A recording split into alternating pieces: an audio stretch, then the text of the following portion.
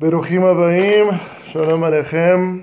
On continue avec la paracha Vaishlach. On va attaquer 4 sujets. Les sujets sont ainsi. Comme ça, vous savez à quoi vous attendre. Merci pour les commentaires que j'ai reçus. Donc, ça m'encourage à faire plus. Alors, on va parler de la rencontre de Yaakov et Esav. On va demander aussi pourquoi est-ce que l'ange a spécifiquement tapé le guide nager, le nerf sciatique de Yaakov. On va apprendre l'erreur que Yaakov a fait avec Dina et la punition. Et d'où est-ce que Amalek est né et pourquoi et par qui. Alors, voici les sujets qu'on va attaquer aujourd'hui. Vaishlach Yaakov malachim lefanav el Esav achi vartza seir sededom. La première question qu'on se demande très facilement, Vaishlach Yaakov malachim lefanav el Esav achiv. Pourquoi est-ce qu'il y a une répétition à Esav et achiv? On sait déjà que Esav c'est son frère. Alors il pouvait facilement dire Vaishlach Yaakov malachim lefanav el Esav ou Vaishlach Yaakov malachim lefanav el achiv. Pourquoi? C'est une question très philosophique. Évidemment, Yaakov, il s'est préparé pour l'encontre de Esav ou de son frère. Qui veut dire, Yaakov, il a fait 3 choses.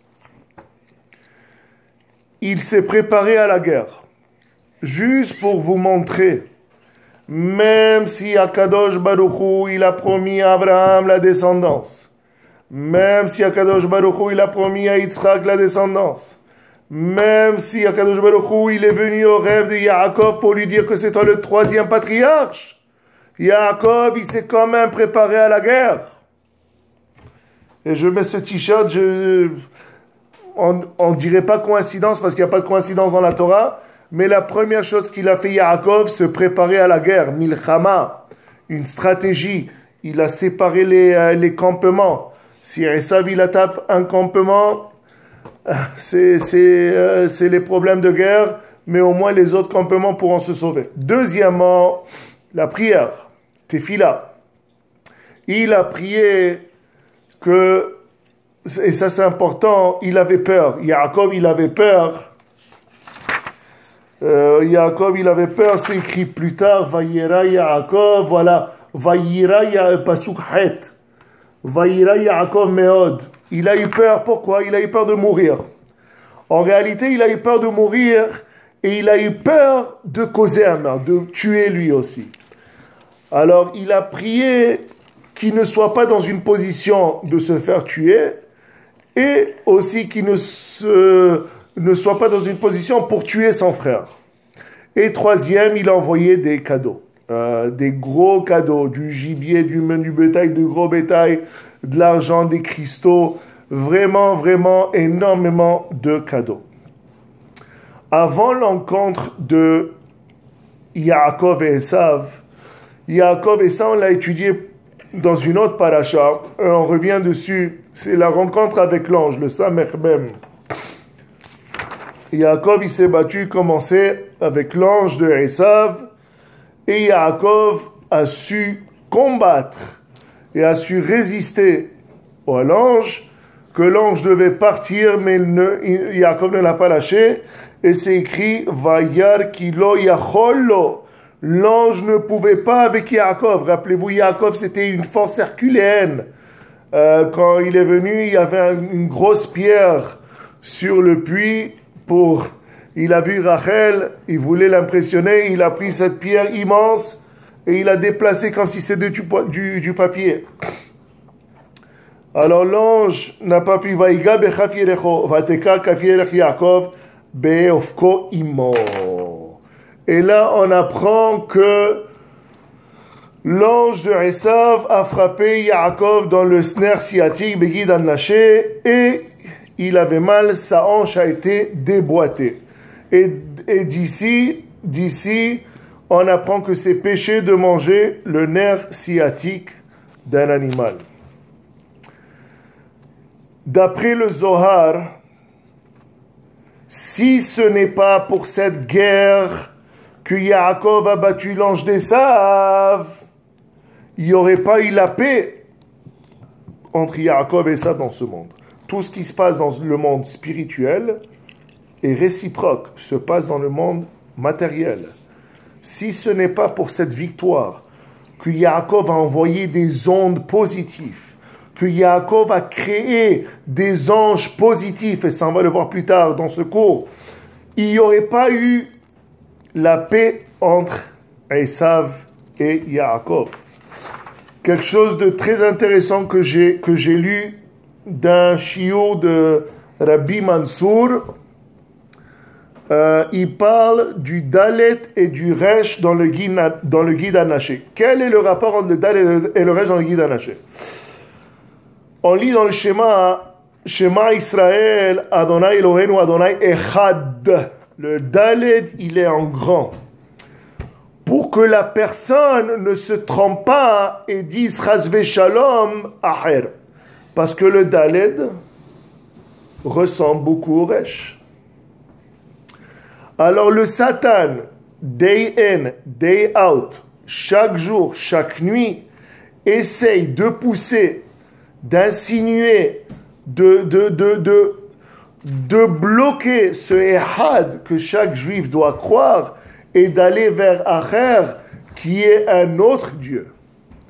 Comme c'est écrit ici, in the verse, Shema Israel, Hashem Elokeinu, Hashem Echad, the final letter is a Dalet, it is written larger, and the rabbis explain, et les rabbanim ils expliquent, that it needs to be clear that this letter is a Dalet and not a Resh.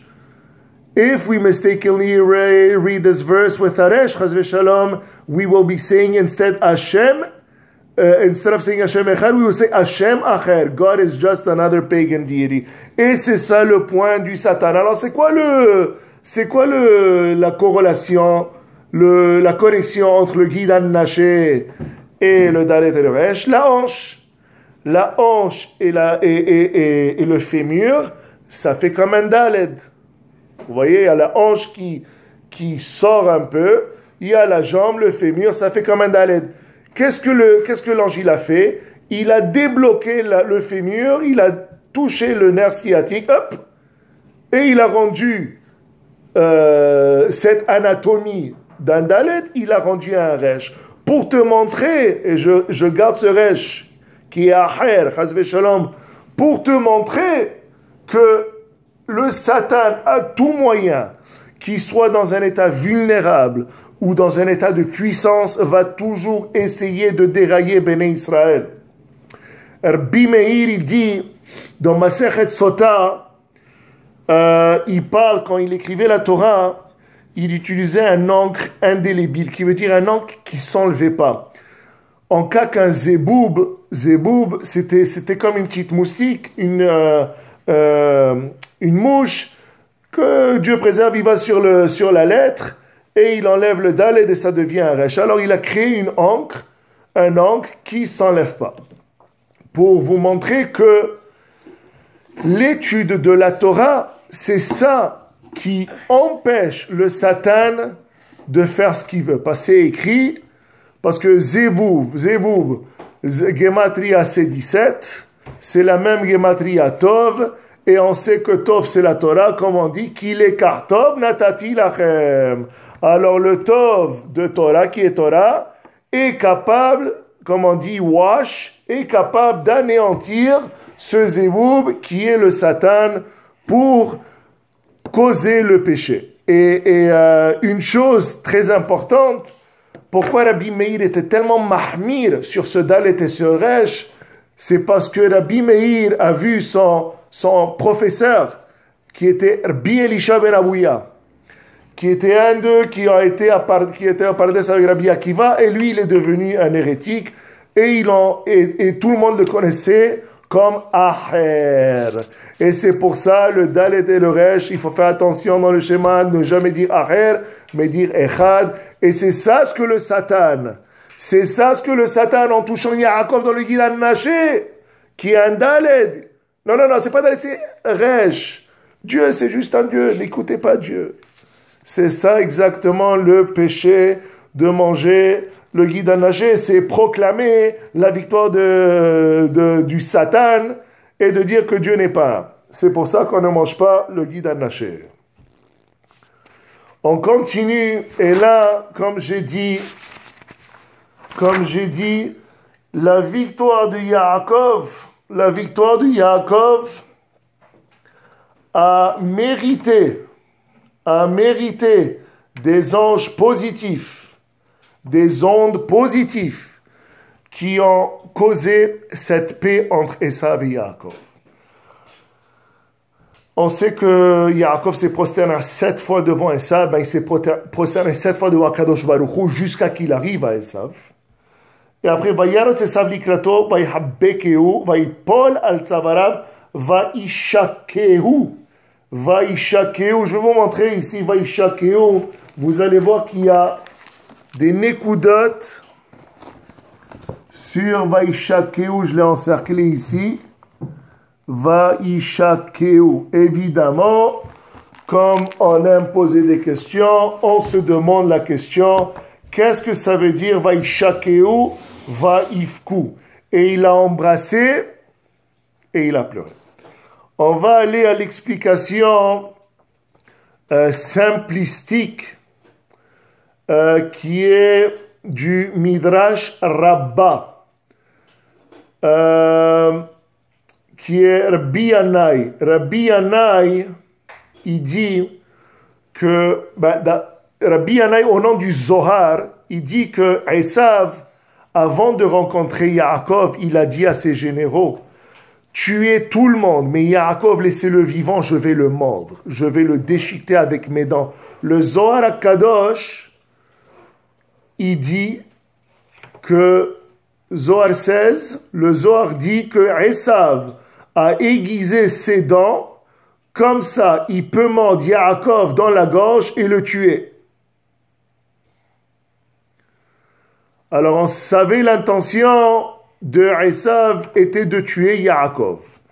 Alors quand on voit des points mystérieux dans la Torah, c'est pour nous dire que ce que tu lis, c'est pas vraiment l'intention de cette personne.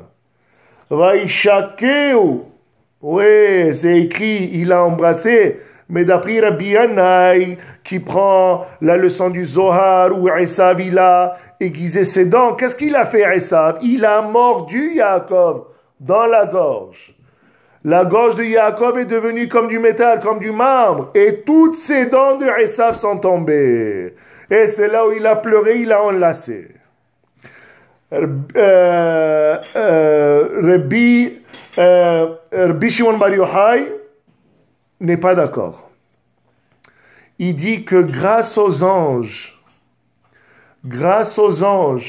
que Yaakov il a créé avec cette victoire immense contre l'ange, contre le Samech même, il a créé, comme j'ai dit auparavant, des anges positifs, des ondes positives.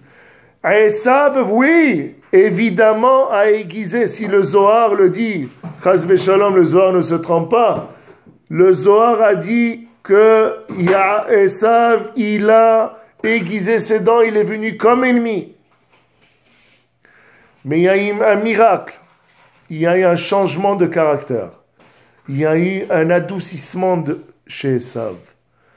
Quand Esav il est venu vers Yaakov, Rabbi Shimon Bar Yochai, le Rajbi, il dit que Esav il voulait mordre Yaakov, mais il a commencé à pleurer. Son cœur s'est rempli d'amour pour son petit frère et il lui a embrassé. En réalité, il a embrassé Yaakov avec tout son cœur. Et on sait même que Esav il voulait même aller avec Yaakov.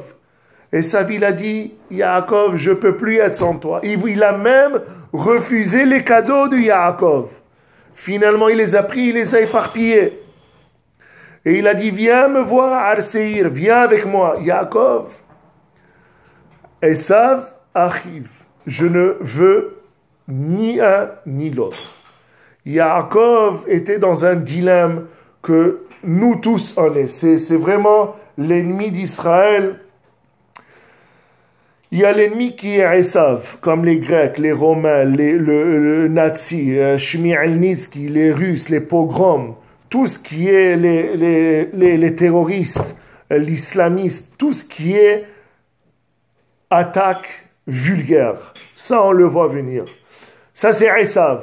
Mais il y a aussi Echav, Achiv, à la douceur. Comme les Grecs, et on parle de... C'est drôle parce que c'est Hanouka bientôt.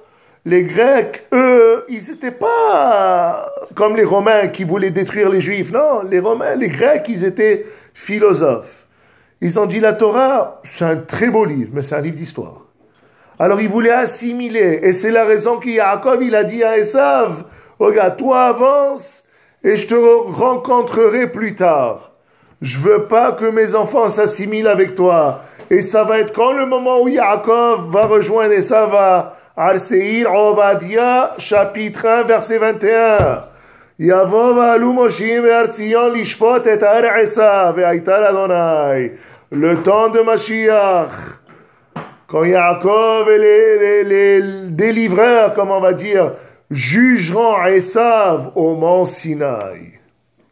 Et ça a été la rencontre entre Esav et Yaakov.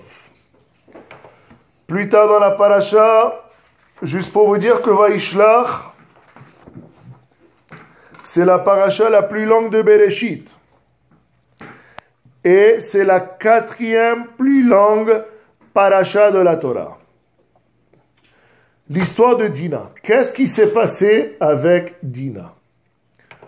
Nous savons tous que Dina, c'était la fille de Léa.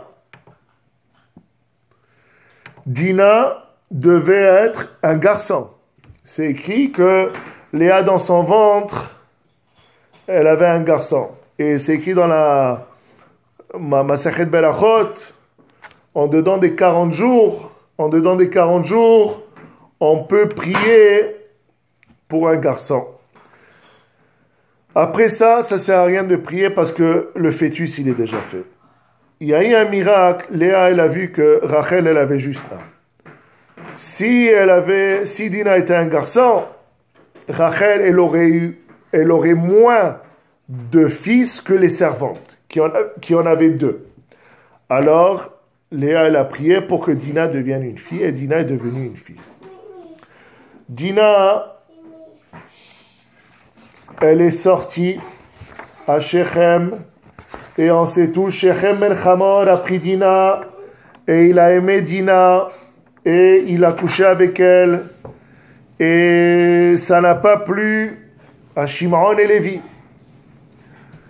Dina, elle ne voulait pas quitter Shechem.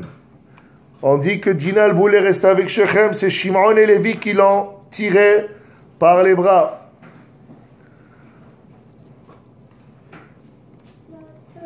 Le problème de Dina, c'est que quand Yaakov a été pour joindre Esav, j'essaie tout de mettre ensemble, alors excusez-moi, mais pour que ça fasse du sens et que ça soit intéressant, je vais vous expliquer le problème de Dina. Le problème de Dina, c'est quand Yaakov, il a mis Dina dans une boîte. Pourquoi? Parce qu'il avait peur que quand Esav il voit Dina, il va la prendre pour lui. Dina, elle était très belle. Et Yaakov, il a dit, je ne veux pas qu'Esav Arasha prenne Dina, ma fille. Alors il l'a mis dans une boîte. Hachem l'a puni. Hachem, il a dit, non, c'est pas correct ce que tu as fait. Parce que Dina, elle aurait pu se marier avec Esav de manière légitime, avoir des enfants légitimes et avoir la force de changer Esav. En cachant Dina de Esav, Hachem, qu'est-ce qu'il a fait? Dina a été dans une relation illégitime. Elle a eu un enfant illégitime. Et c'est qui cet enfant? Ça sera la fille de Dina, c'est la femme de Yosef Hatzadik, Asnat bat Potifera. Dina, sa fille Asenat, sera mariée à Yosef. Et Dina a eu des relations illégitimes. Alors de la même manière que Yaakov a caché Dina de Esav, pour ne pas perdre Dina à Esav Aracha, Hachem Yitbarach Shemo a puni Yaakov en prenant Dina et en lui mettant dans les mains de Shechem ben Hamor. Il y a une autre explication qui dit qu'après tout ça, Shimon et Lévi, évidemment, quand ils ont demandé au peuple de faire Brit Mila, le troisième jour, ils ont tous tué. Ils ont tué Shechem, Hamor. Ils ont pris Dina par force. Et Dina, elle a dit, comment est-ce que je vais me remarier? Comment est-ce que ma réputation, elle est salie? Alors Shimon a promis de la marier, mais il y a d'autres commentaires. Baba Batra 15b dit que c'est Yov qui a marié Dina. On finit, et juste pour dire que Dina, elle est décédée, c'est Shimon qui a enterré Dina à Canaan. On finit avec notre kryptonite qui est Amalek. Comment est-ce que Amalek est venu dans ce monde? Vayu bene Eliphaz, Teman, Omar, Tsefo, Vegatem, Uknaz, Vetimna, Aita Pilegesh. L'Eliphaz ben Esav, atel l'Eliphaz et Amalek. Elle bene Ada et Shet Esav. C'est qui cette Timna? Timna, on apprend que c'est la sœur de Lotan. Lotan, c'était un haut général, c'était un haut dignitaire, donc elle faisait partie de la royauté. Et on apprend, d'après les Rabbanim, on apprend que, laissez-moi voir, c'est ça, Midrash Tannaim, on apprend que Timna a été chez Abraham pour se convertir. Et Abraham l'a rejetée parce qu'il n'arrivait pas à voir sa vraie nature. Elle a été à Yitzhak. La même chose, Yitzhak, Geboura, il ne voulait rien savoir. Et, encore une fois, elle a été rejetée, Yaakov. Yaakov l'a aussi rejetée. Quand il y a eu l'encontre avec Eliphaz, Yaakov était en contact. Timna a été rejetée par Abraham, Yitzhak et Yaakov. Encore une fois, Hachem vient punir Yaakov, parce que Timna voulait vraiment se convertir, et comme Agar, c'est écrit, elle voulait plus faire partie de la royauté des Goïm, elle voulait plus faire partie de la bourgeoisie des nations des Saves, elle voulait être la servante d'Israël. Elle voulait vraiment accomplir la même manière qu'Agar l'a fait, mais mieux l'accomplir. Et Hachem, encore une fois, elle a donné raison. Et qu'est-ce qui s'est passé? C'est Eliphaz qui a marié Timna. Et de Eliphaz et Timna, c'est sorti Amalek, la source Sanhedrin 99b. Si Abraham, Yitzhak et Yaakov auraient pris Timna, il n'y aurait pas d'Amalek. Comme ils l'ont rejeté, Amalek est venu de Timna. Il y a une autre tradition de Tanhuma Vayeshev qui dit que à Seir, il y avait beaucoup d'adultère, il y avait beaucoup d'inceste, que Eliphaz, c'était le père de Timna. Mais ça, c'est une autre leçon. Donc, encore une fois, on finit la parasha de Vaishlach partie 1. On a couvert des beaux sujets, des sujets intéressants, mais juste pour vous dire encore comment la Torah est véridique. Et la Torah, elle est vraie. Que ça soit Abraham, Yitzhak, Yaakov, Yosef, les 12 tribus, Moshe Rabbeinu, personne n'est parfait. Et chaque action a une réaction. Chaque action a une conséquence. De la même manière que Yaakov a fait des choses qu'il aurait pu mieux faire, il a fait de très bonnes choses. Et c'est quoi cette très bonne chose? C'est la guerre avec le Satan, la guerre avec le Samermem, l'ange de Esav. Si ce n'est pas pour cette guerre spirituelle qui a envoyé des ondes positives, des anges positifs, il n'y aurait pas eu la paix entre Esav et Yaakov. À la prochaine, prochain shiur sera bientôt.